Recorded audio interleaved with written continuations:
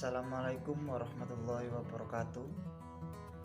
Saya perwakilan dari kelompok 5 akan menerangkan tentang materi infrastruktur TI dan perkembangan teknologi. Kelompok 5 yang beranggotakan saya sendiri, Ahmad Nurul Mustafa, NIM 013, Erin Mahardika Putri, NIM 034, Siti Fatimah, NIM 054. Baik, di sini saya akan menjelaskan tentang infrastruktur TI. Infrastruktur TI terdiri atas rangkaian perangkat fisik dan aplikasi perangkat lunak yang digunakan untuk mengoperasikan keseluruhan perusahaan. Namun, infrastruktur TI juga merupakan rangkaian dari layanan keseluruhan perusahaan yang sangat dianggarkan oleh manajemen serta berdiri dari kapabilitas manusia dan teknis. Selanjutnya, ada evolusi infrastruktur TI. Yang pertama, era mainframe umum dan komputer mini yang terjadi pada 1959 sampai sekarang. Era mainframe merupakan suatu periode komputasi yang sangat terpusat di bawah kendali dan pemrograman profesional dan operator sistem. Dengan sebagian elemen dari infrastruktur disediakan oleh pemasok tunggal, pabrikan dan perangkat keras dan perangkat lunak. Selanjutnya ada era komputer pribadi yang ada sejak 1981 sampai sekarang. Keberadaan PC IBM pada tahun 1981 dimulai dianggap sebagai permulaan PC karena mesin ini adalah mesin pertama yang digunakan perusahaan Amerika Serikat. Yang ketiga, ada era klien atau server yang terjadi di 1983 sampai sekarang. Komputasi klien atau server memungkinkan organisasi bisnis untuk mendistribusikan pekerjaannya melalui rangkaian mesin yang lebih kecil dan hemat biaya. Yang keempat, era komputasi perusahaan yang ada pada 1992 sampai sekarang. Pada awal 90-an, banyak perusahaan beralih ke perangkat standar aplikasi dan jaringan yang memungkinkan mereka untuk mengintegrasikan jaringan dan aplikasi yang terpisah. Yang kelima, ada era komputasi cloud dan mobile pada tahun 2020 hingga sekarang. Cloud computing mengacu pada model komputasi yang menyediakan akses ke dalam sumber daya komputasi yang terintegrasi dan boleh dibagikan melalui jaringan yang ada jaringan internet. Selanjutnya, materi tentang teknologi dalam evolusi infrastruktur. Yang pertama ada hukum Moore dan kekuatan mikroskop. Pertumbuhan jumlah transistor yang luar biasa serta kemampuan pemrosesan yang dilengkapi dengan penurunan harga komputer yang sangat signifikan sepertinya masih akan terus berlangsung. Yang kedua, ada hukum media penyimpanan digital berkapasitas besar. Teknik kedua yang berperan dalam mendorong perubahan infrastruktur TI adalah hukum media penyimpanan digital berkapasitas besar. Yang ketiga, ada hukum McTaffel dan ekonomi jaringan. McTaffel dan banyak pihak lainnya mengacu pada skala imbal balik yang terus mengangkat yang menyatakan bahwa anggota kelompok satu jaringan menerima orang untuk bergabung ke jaringan mereka. Yang terakhir, ada penurunan biaya komunikasi internet. Teknologi keempat yang mendorong perubahan infrastruktur TI adalah kemampuan biaya berkomunikasi secara cepat dan pertumbuhan internet yang luar biasa. Selanjutnya akan dijelaskan oleh Mbak Fatima. Terima kasih. Perkenalkan, saya Siti Fatima, NIM 195221054. Saya akan menjelaskan mengenai komponen infrastruktur. Komponen infrastruktur terdiri dari 7 komponen. Yang pertama adalah platform perangkat keras komputer. Pasar perangkat keras komputer terkonsentrasi pada perusahaan besar seperti IBM, HP, Dell, dan Sun Microsystems. Yang kedua adalah platform sistem operasi. Pada pasar sistem operasi, Microsoft Windows Server meliputi 50%, sedangkan sisanya 65% menggunakan sistem operasi Unix maupun Linux. Terdapat juga Chrome OS, yaitu sistem operasi buatan Google. Ada juga Android, yaitu sistem operasi open source. Pada perangkat mobile ada juga iOS, yaitu sistem operasi buatan Apple. Yang ketiga adalah aplikasi perangkat lunak perusahaan. Penyedia aplikasi perusahaan terbesar adalah SAP dan Oracle. Di tingkat menengah ada IBM dan Oracle, dan lalu di tingkat bawah ada Microsoft. Yang keempat adalah pengelolaan dan penyimpanan data. Perusahaan pemimpin perangkat lunak pengelolaan bisnis data adalah IBM atau DB2, Oracle ada Microsoft dengan SQL Server, dan Sybase dengan Adaptive Server Interface.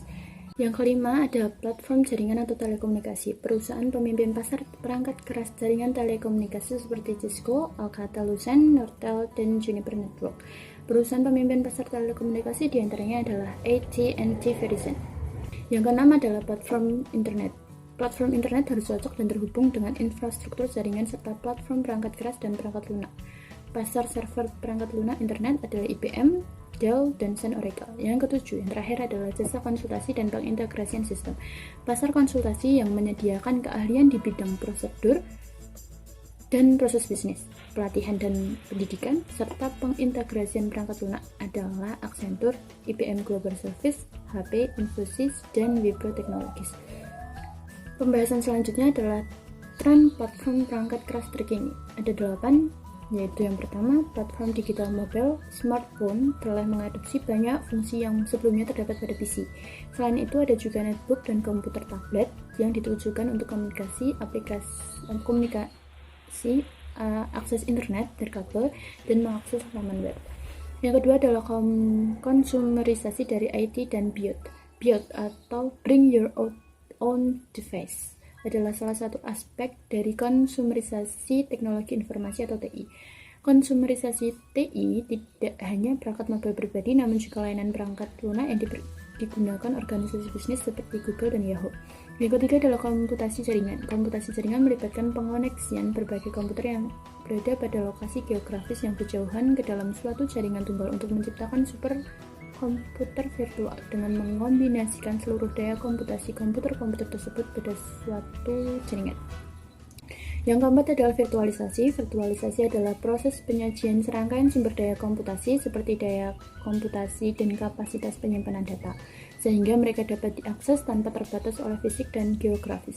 Yang kelima adalah cloud computing. Cloud computing adalah sebuah model komputasi di mana aktivitas pemrosesan, penyimpanan perangkat lunak, dan layanan lain yang disediakan layaknya sumber virtual terpadu pada satu jaringan yang umumnya adalah internet. Yang keenam adalah green computing. Green computing mengacu pada praktek dan teknologi dalam merancang, memproduksi, menggunakan, menempatkan komputer server dan perangkat bawaannya serta perangkat jaringan dan telekomunikasi untuk meminimalisasi dampaknya bagi lingkungan. Yang ketujuh adalah prosesor hemat energi dengan kinerja prima. Prosesor multi-core adalah sirkuit terintegrasi di mana 2 atau lebih prosesor dilekatkan untuk menunjang performa, menghemat listrik, serta memproses beberapa pekerjaan sekaligus dengan lebih efisien. Yang kedelapan adalah komputasi otonom. Komputasi otonom adalah upaya kalangan industri untuk menciptakan sistem yang dapat mengkonfigurasi, mengoptimalkan, dan menyesuaikan, memperbaiki, serta melindungi dirinya sendiri, bahkan juga untuk menghancurkan dirinya sendiri. Pembahasan selanjutnya adalah tren platform terkini untuk perangkat lunak. Yang pertama adalah ada Linux dan perangkat lunak open source. Perangkat lunak open source adalah perangkat lunak yang dihasilkan oleh sekelompok pemrogram lepas di seluruh dunia. Linux dapat dikatakan menjadi perangkat lunak open source yang paling terkenal. Linux merupakan sistem operasi yang berhubungan dengan Unix. Selanjutnya adalah perangkat lunak untuk web, terdiri dari Java dan HTML. Java adalah sistem operasi dan bahasa pemrograman yang berdiri sendiri, menyediakan lingkungan pemrograman web interaktif. Sedangkan HTML atau Hypertext Markup Language adalah bahasa pemrograman yang digunakan untuk mendefinisikan laman web guna menentukan bagaimana tulisan, gambar, video, dan suara ditempatkan pada laman web, serta untuk menciptakan link-link dinamis ke objek ataupun laman web lainnya. HTML5 merupakan evolusi dari HTML. Selanjutnya adalah layanan web dan arsitektur orientasi layanan. Layanan web mengacu pada rangkaian komponen perangkat lunak yang melakukan pertukaran informasi satu sama lain dengan menggunakan bahasa dan standar komunikasi web yang bersifat universal. Dasar teknologi layanan web adalah XML atau Extensible Markup Language. Lalu arsitektur berorientasi layanan adalah rangkaian layanan serba lengkap yang mengkomunikasikan aplikasi kerja perangkat lunak satu sama lain. Yang terakhir, layanan alih-daya perangkat lunak dan web service. Perangkat lunak terpadu dan perangkat lunak perusahaan yaitu rangkaian program perangkat lunak yang telah ditulis sebelumnya untuk tujuan komersil untuk memudahkan perusahaan tanpa harus menulis ulang program dengan fungsi-fungsi tertentu. Yang kedua, alih daya perangkat lunak memungkinkan perusahaan untuk mengkontrak perangkat lunak yang dikembangkan sesuai dengan kebutuhan perusahaan. Lalu perangkat dan layanan perangkat lunak berbasis cloud computing dan data yang digunakan tersimpan pada server andal pada sebuah pusat pengolahan berskala besar serta dapat diakses melalui koneksi internet dan browser web standar. Dan yang terakhir, Mashup merupakan aplikasi perangkat lunak yang dihasilkan dengan cara semacam. Apps merupakan bagian kecil dari perangkat lunak yang dijalankan pada internet, komputer maupun tablet, atau ponsel yang umumnya dikirim lewat internet. Yang terakhir ada isu manajemen. Yang pertama berhubungan dengan perubahan platform dan infrastruktur. Skalabilitas mengacu pada kemampuan sebuah komputer produk ataupun sistem dalam memberikan jangkauan pelayanan kepada banyak pengguna tanpa mengalami hambatan. Yang kedua ada manajemen dan tata kelola. Dan yang ketiga, melakukan investasi infrastruktur secara bijak. Hal yang perlu diperhatikan antara lain biaya total kepemilikan aset teknologi dan model daya kompetitif untuk investasi infrastruktur TI. Model daya kompetitif untuk investasi infrastruktur TI ini terdiri dari permintaan pasar terhadap layanan yang disediakan perusahaan, strategi bisnis perusahaan, strategi infrastruktur dan biaya TI perusahaan, penilaian teknologi informasi, layanan dari perusahaan pesaing, dan investasi infrastruktur teknologi informasi yang dilakukan oleh perusahaan pesaing. Baik, itu penjelasan dari kelompok kami tentang materi infrastruktur TI dan perkembangan teknologi. Kurang lebihnya mohon maaf. Wallahul muwaffiq ila aqwamit thoriq. Wassalamualaikum warahmatullahi wabarakatuh.